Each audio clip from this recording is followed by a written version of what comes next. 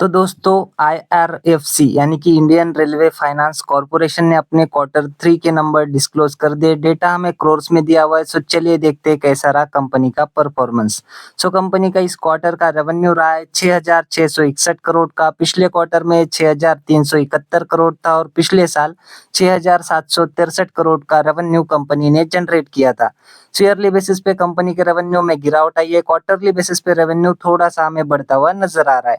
Total income की बात करें तो इस क्वार्टर की रही है 6,719 करोड़ की। पिछले क्वार्टर में 6,371 करोड़ थी और पिछले साल 6,766 करोड़ की टोटल इनकम कंपनी ने जनरेट की थी।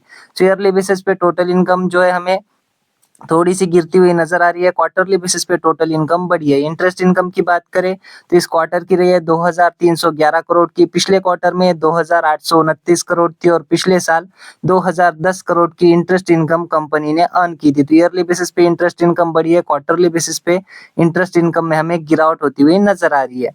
बात करें कंपनी के खर्चों की, सो कंपनी के इस क्वार्टर के खर्चे रहे हैं 4,917 करोड़ के। पिछले क्वार्टर में 4,595 करोड़ थे और पिछले साल 5,135 करोड़ के खर्चे कंपनी ने किए थे। तो ईयरली बेसिस पे खर्चे कम हुए, क्वार्टरली बेसिस पे थोड़े से खर्चे हमें बढ़ते हुए नजर आ रहे हैं। प्रॉफिट की बात करें सो कंपनी का इस क्वार्टर का प्रॉफिट रहा है 1,802 करोड़ का। पिछले क्वार्टर में 1,777 करोड़ था और पिछले साल 1,630 करोड़ का प्रॉफिट कंपनी ने जनरेट किया था। ईयरली बेसिस पे प्रॉफिट बढ़ा है, क्वार्टरली बेसिस पे भी शानदार प्रॉफिट हमें बढ़ता हुआ नजर आ रहा है।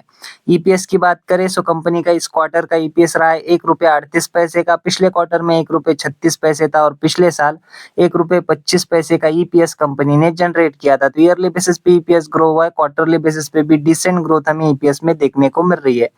और गवर्नमेंट की कंपनी है इसलिए एनपीएस का वगैरह और प्रोविजंस का वगैरह कोई टेंशन नहीं रहता है दोस्तों। तो काफ़ी अच्छे नंबर कंपनी ने पेश किए ऐसा आप कह सकते हो। हालाँकि थोड़ा टोटल इनकम में हमें क्वार्टर ऑन क्वार्टर बेसिस पे अच्छा परफॉर्मेंस देखने को मिल रहा है, लेकिन ईयर ऑन ईयर बेसिस पे थोड़ी-सी गिरावट होती हुई नज़र आई है। लेकिन फिर भी ओके-ओके टाइप के नंबर आप इसको बोल सकते हो। सो ये थे दोस्तों इंडियन रेलवे फाइनेंस कॉर्पोरेशन के क्वार्टर 3 के नंबर। आशा करता हूँ वीडियो आपको अच्छी लगी होगी। अगर अच्छी लगी हो तो वीडियो को लाइक कर देना और ऐसी अपडेट्स के लिए चैनल को सब्सक्राइब भी कर लेना। मिलते हैं नेक्स्ट वीडियो में, तब तक के लिए धन्यवाद।